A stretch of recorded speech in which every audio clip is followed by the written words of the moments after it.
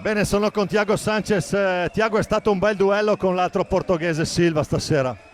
Sí, una partida difícil, donde queríamos ganarlo, obviamente, en casa, con la cancha llena. No es siempre que se ve el hockey así. Y bueno, una partida difícil, donde teníamos la ventaja nosotros 5-1 y dejamos empatar, pero bueno, creo que el grupo hizo una gran partida.